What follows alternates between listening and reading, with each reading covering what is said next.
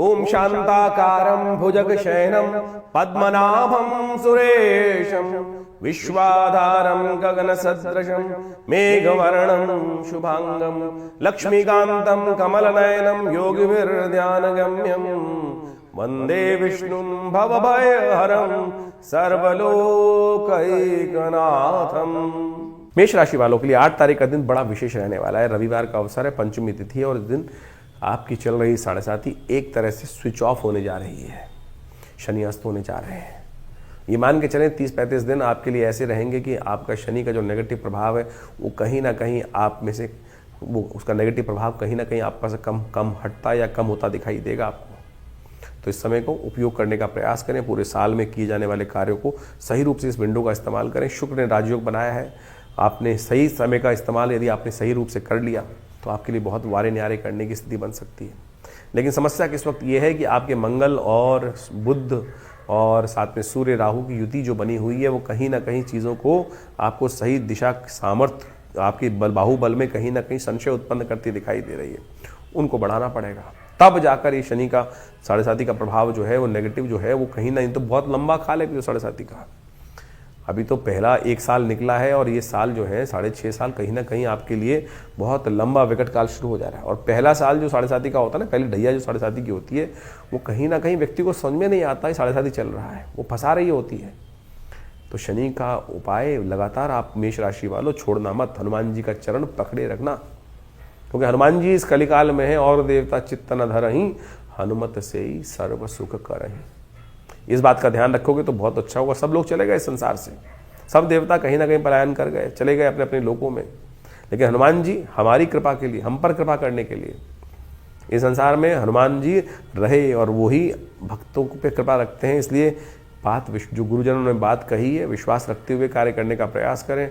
हनुमान चालीसा का पाठ, सुंदरकांड का पाठ जैसे हो सकता है उसको अवश्य करने का प्रयास करें तो बहुत अच्छा रहेगा। आपकी राशि की दृष्टिकोण से इस बात का ध्यान रखते हुए करिए तो यह बहुत विशेष शनि का योग चल रहा है आपके लिए।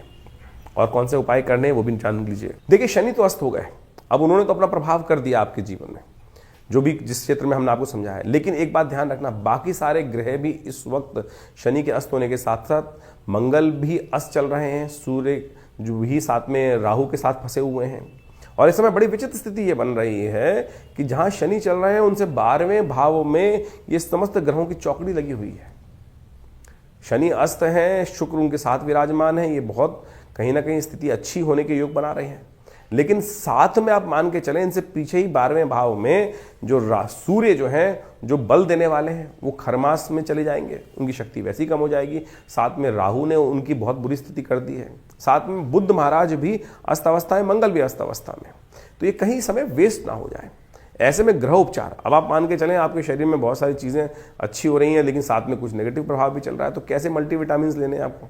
ये उपाय सही रूप से करें कि सही जगह सही चोट लगे, तभी जाके ठीक हो सकता है। तो ऐसे में सबसे पहला काम क्या करना पड़ेगा, आपको मंगल को ताकत देने का प्रयास करना पड़ेगा।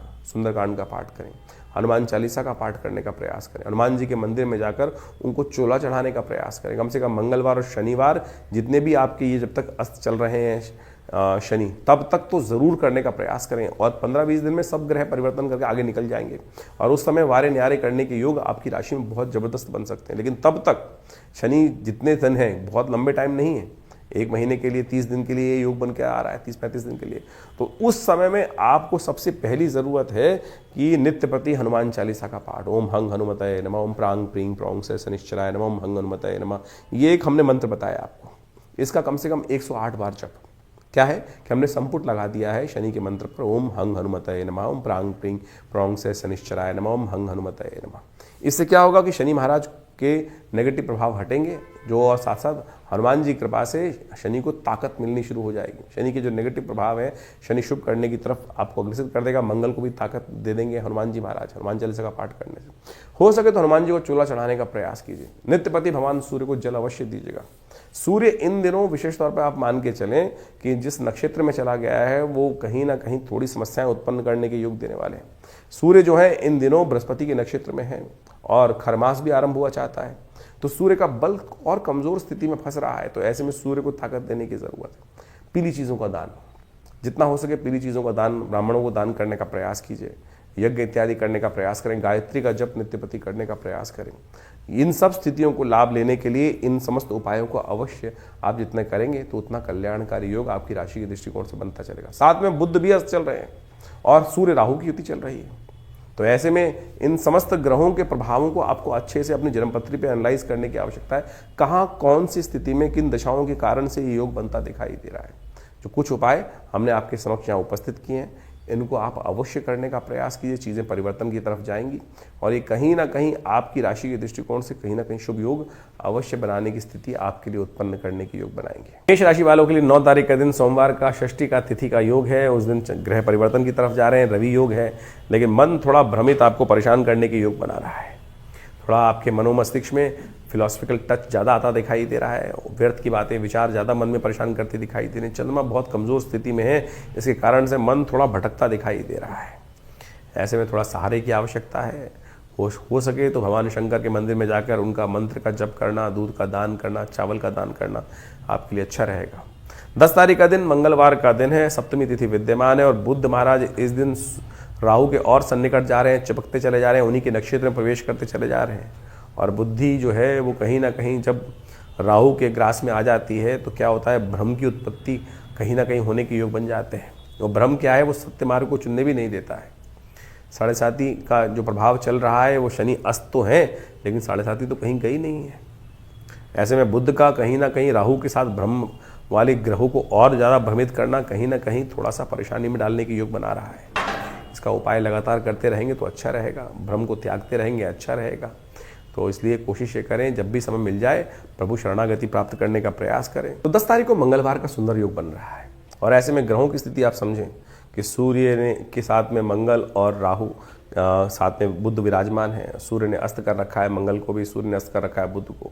और ऐसे में साथ साथ राहु के साथ सूर्य की युति चल रही है। वो कहीं ना कहीं जो स्थितियां हैं थोड़ी सी विकट करती दिखाई दे रही है। आगे नववर्ष भी आरंभ हुआ चाहता है, जिसमें रुद्र नाम का नव संवत आरंभ होगा। 6 तिथि पर ये वर्ष आरंभ हो रहा है। तो ऐसे में इन समस्त ग्रहों को देखिए तो इससे आने वाले समय में कुछ ना कुछ नेगेटिव प्रभाव ज़्यादा दिखाई दे रहा है। यदि सार्वभौमिक तौर पर देखा जाए, विश्व के दृष्टिकोण से देखा जाए तो 2 ग्रहण पड़ के चुके हैं और इन सब ग्रहणों का प्रभाव भी कहीं ना कहीं वैमनस्य समाज में बढ़ाता दिखाई दे रहा है। राजनीतिक तौर पर अस्थिरता उत्पन्न करने के योग बना सकते हैं। रुद्र नाम का संवत कहीं ना कहीं आने वाले समय में विप्लवकारी योग बनाता दिखाई देगा, प्रलयंकारी योग बनाता दिखाई देगा इस पूरे वर्ष के अंदर। तो देखिए विश्व युद्ध की तरफ पूरा विश्व जो है फिर दोबारा एक तरह से खड़ा होता दिखाई दे रहा है।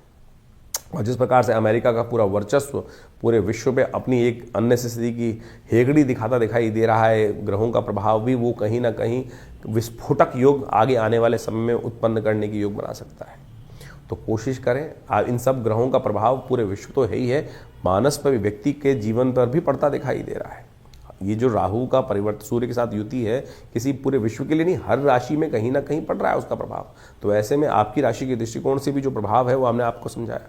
उन सबको ठीक कैसे किया जाए, उन सबको ठीक करने के लिए भगवान के नाम का आराधना। और हमारी दृष्टिकोण से इस समय में मंगलवार का सुंदर योग पड़ रहा है और साथ साथ सप्तमी अष्टमी का सुंदर योग विराजमान है। ऐसे में तो हनुमान जी का सुंदर स्तवन करें। हमने विवेकानंद योगाश्रम में इस दिन नवग्रह शांति महायज्ञ का सुंदर आयोजन किया है, जिसमें सुंदरकांड का पाठ रहेगा, हनुमान जी की कृपा के निमित्त हनुमत यज्ञ रहेगा, नवग्रह शांति महायज्ञ रहेगा। और साथ साथ हमारे आश्रम पे जो सिद्ध माँ भगवती की प्रतिमा है, जो मुल्तान से भगवती यहाँ पर पधारी 500 साल पुरानी सिद्ध प्रतिमा है, उनके सानिध्य में बैठकर सुंदर भगवान का स्तवन, हनुमान जी का सुंदर चूल्हा चढ़ने की व्यवस्था, सुंदरकांड का पाठ रहेगा, भंडारा रहेगा, सवामनी का भोग रहेगा। तो आप सब इस कार्यक्रम में सम्मिलित हों। शाम को 6 बजे से लेकर करीब रात्रि में 10 बजे तक ये कार्यक्रम है और यहाँ कोई फीस नहीं ली जाती। बहुत सारे लोग इस बात पे फंस जाते हैं कि आश्रम में कोई फीस बैठने के लिए, अरे कोई सब भगवान की कृपा से आप आइए माँ भगवती के सानिध्य में।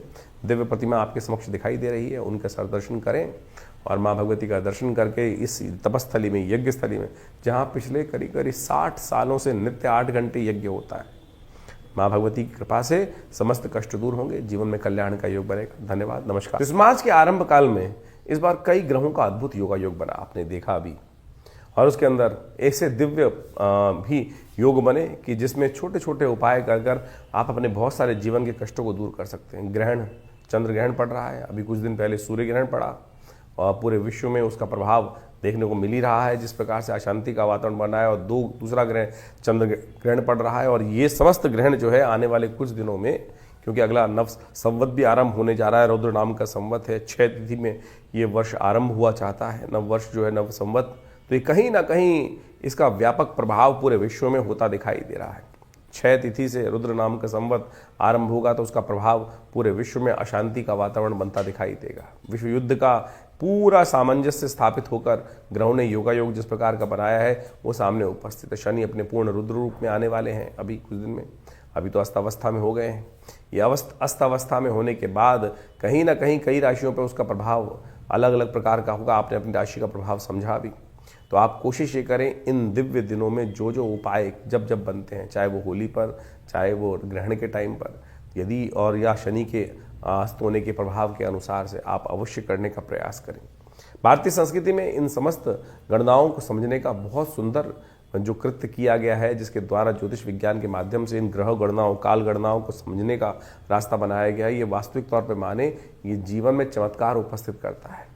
ग्रह गणना योग ज्योतिष के अनुसार से एक ऐसी चीज़ है कि जिसको देश काल परिस्थिति के अनुसार से आप समझेंगे तो आपके जीवन में क्या कुछ अशुभ होने वाला है, शुभ होने वाला है, उसका पूर्व ज्ञात आपको प्राप्त हो जाता है। तो कोशिश ये करें इन समस्त गणनाओं का प्रभाव अपने जीवन में, देखिए बड़े भाग्य मानुष तन भाव, इस भाव को ध्यान रखें हम, बड़े भाग्य से मानुष तन प्राप्त होता है। और इसमें इन सब वैज्ञानिक पद्धतियों का जो ज्योतिष विज्ञान के अनुसार से या काल गणना के अनुसार से ज्योतिष के हमारे प्राचीन आचार्य ऋषि मुनियों ने उनकी सबकी व्यवस्था भारतीय संस्कृति में उपस्थित करी, पूरे विश्व में उसको समझकर उसके लिए लाभ लिया और संसार में उसका लाभ आज भी पहुंचता है। तो कोशिश ये करें, विडंबनाओं में तो इस संसार में अनेक प्रकार से लोग डालने का प्रयास करते हैं। ये समय जो है आज बहुत सारे लोग पाश्चात्य संस्कृति में या कुछ कम्युनिस्ट टाइप के लोग इस प्रकार के मनोमस्तिष्क पे जो है द्वंद्व उत्पन्न करने का प्रयास करते हैं। इन सबका कोई प्रभाव नहीं है। देखिए संस्कृति का जो एक किसी के व्यक्ति का भाग्योदय काल है, किसी संस्कृति का भाग्योदय काल है, किसी का क्षय काल है, तो ये संसार में सभी चलता रहता है। और इस बात से बहुत सारे लोग आज जिनका समय अच्छा चल रहा होता है कई बार उदासीन भाव के हो जाते हैं, अरे कुछ नहीं होता सब। ज्योतिष काल गणना एक ऐसी परिष्कृत पद्धति है जिसकी गणनाएं आज भी किसी मॉडर्न कंप्यूटर के बराबर ही आपको प्राप्त होती हैं। और अनादिकाल से उस व्यवस्था को समझाने की बात शास्त्र में बताई गई है, समझी गई है। कैसे कब ग्रहण पड़ने वाला है, कब ग्रहों का परिवर्तन होने वाला है, कब वो ग्रह आकाश से लोप हो जाएगा, कब वो दिखाई देगा, कब वो नहीं दिखाई देगा।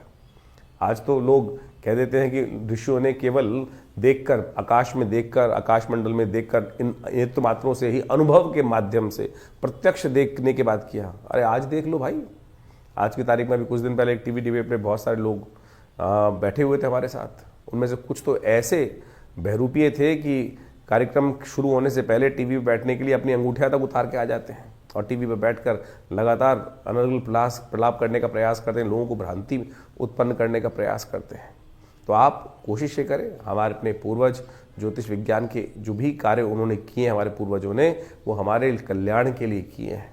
और इन सब प्रभावों को समझें और ज्योतिष विज्ञान के माध्यम से जो हम आपके समक्ष ये उपाय उपस्थित करते हैं, छोटे छोटे हैं लेकिन शास्त्र वर्णित हैं और इनको हिंग लगे ना फिट के रंग चोखा हो, ऐसा हमारा प्रयास है कि आपके जीवन में समस्त कष्ट दूर होने के योग बने। और पौराणिक ज्योतिष के अनुसार से हम इन समस्त वैदिक ज्योतिष में, पुराणिक ज्योतिष के अंतर्गत बहुत सारे जो उपाय शास्त्र में बताए गए हैं, कथाओं के माध्यम से ही बताए गए हैं, उन चीज़ों की टेस्टिमनीज बताई गई हैं, वो हम आपके समक्ष उपस्थित कर रहे हैं, बताया है। और उन ग्रंथों का नाम तक हम आपके समक्ष बताते हैं कि कहाँ किस प्रकार का वर्णन वो उपस्थित है। कोशिश ये करें उनको अपने जीवन में उतारें। हाँ, आपके मन में कोई प्रश्न चल रहा हो तो चिंता ना करें, ये हमारा जो व्यवस्था है आपके लिए अपनी है। आप फ़ोन नंबर्स पे अपने प्रश्नों को लिख के भेजें, व्हाट्सएप के माध्यम से भेजेंगे तो हम जरूर उनके जवाब भी जल्दी से जल्दी आप तक भेजने का प्रयास करेंगे। हाँ, थोड़ा देर जरूर लग सकती है उसमें, बहुत सारे लोगों के प्रश्न आ रहे होते हैं और उन प्रश्नों के माध्यम से हम जल्दी से जल्दी उनके उपाय आप तक भेजने का प्रयास करते हैं।